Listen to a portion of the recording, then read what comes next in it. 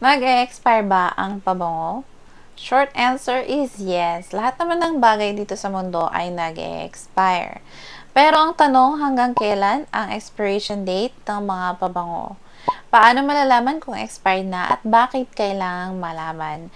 Lahat ng mga tanong na yan ay sasagutin natin in today's video. So if you're interested, please continue watching. Hello friend, thank you for joining me today. My name is Mia. Welcome to the channel where we talk about fragrance and anything feminine related. So if you're into that, please consider subscribing.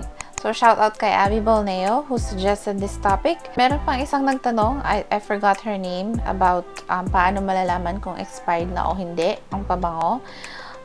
Thank you guys for your suggestions. If you have suggestions about fragrance topics or anything feminine topic that you'd like me to make a video on, please let me know in the comment section below.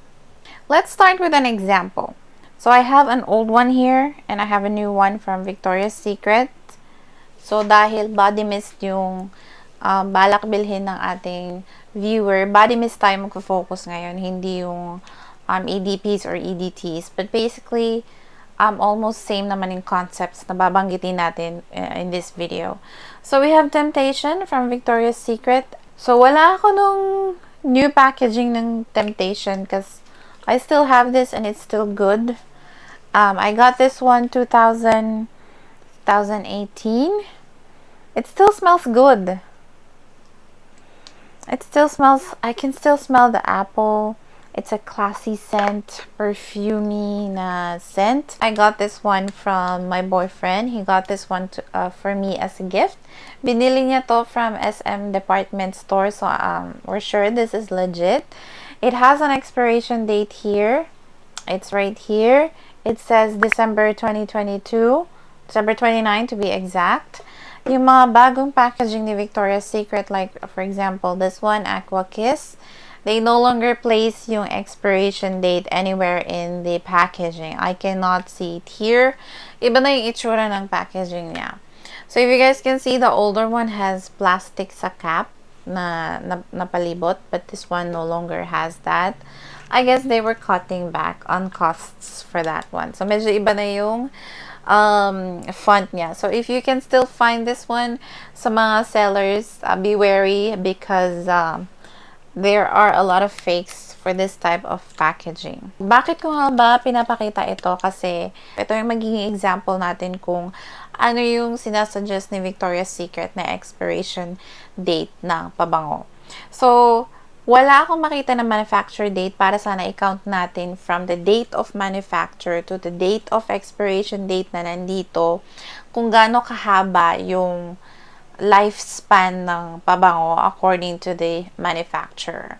So, wala nga tayong makita. So, we check the barcode na nandito sa ilalim. I checkfresh.com. If you're not familiar what checkfresh.com is, it's a website where you can check barcodes ng mga products like perfumes or even makeup kung lalabas doon yung manufacture date niya. So, ang lumabas nung sinearch ko to is 2013 yung MFG or manufacture date niya. So, 2013 siya ginawa tong pabango na to. Pero nung binili to ni boyfriend, that was around 2018. Ibig sabihin nun, kung manufacture siya ng 2013, tapos binili niya ng 2018, 5 years old na tong pabango na to when Victoria's Secret in the department store was still selling it. So, ibig sabihin, 5 years okay pa siya. Bentable. Pwede pa siyang ibenta ng mga nasa mall. So, kung bilangin natin from 2013 yung manufacture date niya until sa nandito na expiration date niya, that's about 9 years. From 2013 to the said expiration date here, which is 2022. So, 9 years.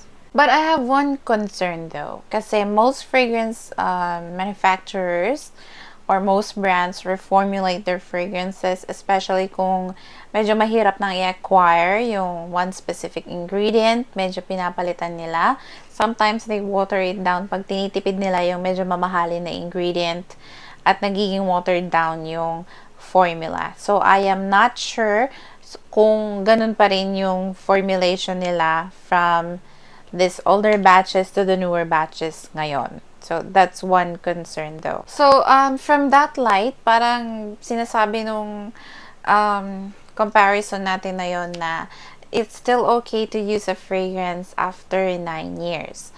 But when I did my research, iba-iba yung mga years na lumalabas on different websites. May mga nagsasabi na it will expire in less than a year. Yung ibang fragrances, may mga nagsasabi na it will last up to 10 years, depende kung paano mo siya ni-store yung fragrance. Marami kasing kailangang i-consider na factors na pwedeng maka-apekto sa lifespan or kung gaano katagal bago mag-expire yung fragrances. And we'll talk more about that later. So, bakit nga ba kailangang malaman yung expiration date ng pabango? Siyempre, para masulit mo yung binayad mo sa pabango, ma-enjoy mo siya within a specific period kung kailan siya mabango, kung kailan siya best performing. Kasi, sometimes when fragrances expire, baka hindi na siya masyadong maamoy. As fragrances age, sometimes nasisira, especially if that is a very fresh fragrance. Kasi, unang-unang nasisira talaga yung mga fresh or top note ng fragrance. We'll talk more about that later. And of course, para naman ma-avoid yung irritation sa skin. Kasi sometimes when fragrances expire, they can cause irritation sa skin. Pag nagbabago na yung chemical composition niya. Because these are basically chemicals. And they will not be stored in a stable environment. Most likely, nagpa-fluctuate yung temperature sa ating, depende sa ating weather. Minsan mainit, minsan medyo malamig. Especially if you're in an air-conditioned room, like your room is sometimes cold. Pag inoff mo yung AC, magiging mainit ulit. So, syempre, with heat and light, medyo nasisira yung chemical composition ng pabango. So, sometimes bumabaho, sometimes nawawala yung amoy. And of course, we don't want that to happen. So, if you have an old perfume, test it out first on a piece of paper bago mo ispray sa sarili mo if you haven't used that in a while. So, paano nga ba malalaman kung expired na yung pabango? So, I was able to search 3 common ways to check kung expired na yung pabango. Number 1 is the scent. Of course, you will know kung ano yung amoy ng pabango, especially if it's a favorite na pabango, bago mo itago sa aparador, sa baol. Dapat alam mo, familiar ka sa amoy niya. So, kung medyo funky na siya, iba na yung amoy niya, or medyo mabaho na, or medyo sour, or medyo metallic na. Pag nag-oxidize, may metallic tinge na yung amoy ng pabango. Number 2 is the color. So, kung kinuha mo, kung binili mo yung pabango na medyo clear yung kulay ng liquid, ng juice niya, tapos naging yellow na, ibig sabihin nag-oxidize na siya, nag-introduce ka ng oxygen sa bottle, kasi hindi mo naman maiiwasan. Every time you spray a perfume or a body mist, nag-introduce ng oxygen sa loob ng bottle. So, pag nag-yellow, sometimes nag-oxidize. Pero, hindi naman ibig sabihin na kapag nag-yellow ay sira na yung pabango. So, you have to consider the other ways as well. Like, for example, yung scent nga. So, hindi porket yellow na ay sira na. So, you have to test out in your own discretion kung okay pa yung scent niya. Baka pwede mo pa yung magamit. Number 3 is the barcode. Like what we did earlier, kung kailan siya na manufacture. So, if it's more than 10 years na, I don't know if you can still use it. It's in your own discretion. May mga gumagamit pa naman ng mga vintage na pabango. In fact, there are other people whose hobby is to collect vintage perfumes. So, it's in your own discretion na if you will want to use a 10-year-old na pabango. Depende siguro kung meron pa siyang amoy or mabaho na siya. So, it's your decision. So, I found a graph in fragrancex.com. I have my notes right here. So, I'm looking down. I'll flash it on the screen yung graph. Ang ibig sabihin nito, ang unang nasisira sa pabango ay yung top notes.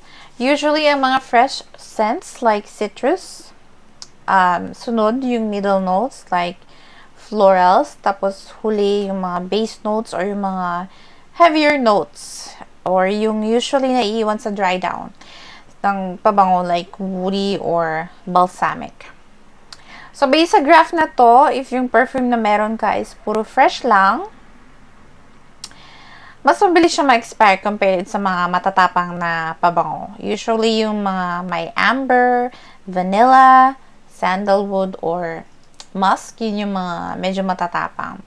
For example, mas mahaba yung magiging buhay ng Into the Night or In the Stars compared sa gingham. Kasi if you look at their notes, gingham has mostly fresh scents. Meron lang siyang musk siguro ata, clean musk. Pero isa lang yung pinaka-heavy na note niya. Compared to Into the Night or In the Stars na may mga agarwood, may patchouli, mga ganon. So, dahil si Velvet Petals pala yung binanggit ni Abby sa question niya, our viewer who suggested this topic, let's have a look at the notes ni Velvet Petals. So, we have almond flower, flower petals, sandalwood. Mukhang magiging mas mahabang shelf life niya compared to, let's say, something like Aqua Kiss, which is mainly fresh na floral. So, dahil dito, may mga pabango na bumabango habang tumatanda. Kasi nga, mas nasisira yung top note niya, tapos yung naiiwan yung base notes as time goes on. Para siyang wine that ages na sometimes mas masarap siya as it ages. Ganun din yung pabango. Hindi mo na agad maaamoy yung opening or yung mga fresh na opening or middle notes, yung heavy na notes na agad yung naaamoy mo if you have an aged perfume. Let me just summarize. So, if you search online talaga, walang specific na time frame. Some will say 3 to 5 years. Some will say 1 year to 10 years. Depende talaga kung ano yung formulation ng pabango na meron ka. Ang magiging suggestion ko is, para safe, if hindi ka naman talaga collector, I would suggest that ubusin mo na yung pabango within 3 to 5 years of buying it. Kung isa lang talaga yung bibilhin mo, pwede mo namang maubos yan within that time period, 3 to 5 years, para ma-enjoy mo yung full potential ng pabango. Kasi nga, pwede siyang magbago as it ages. If hindi mo talaga siya maubos in 3 to 5 years, pwede mo naman siyang ibenta, tapos bili ka ulit ng bago, and then ibenta, and bili ka ulit ng bago. I don't know if that makes sense, but that's just my suggestion. Or let's say, for example, bibili ka ng full bottle, tapos ibenta mo ng decant yung kalahati niya. If you have friends that you can sell it to, maubos mo naman siya in 3 to 5 years, especially if you're not a collector. So, I hope this video was helpful. Sana nakatulong to. If it did, please give me a thumbs up. Sana nasagot ko yung mga tanong nyo. But if you have remaining questions, please let me know in the comment section. If you're a fraghead like me, obsessed with fragrances, especially affordable ones like body mists, I have made some playlists right here that you can check out next.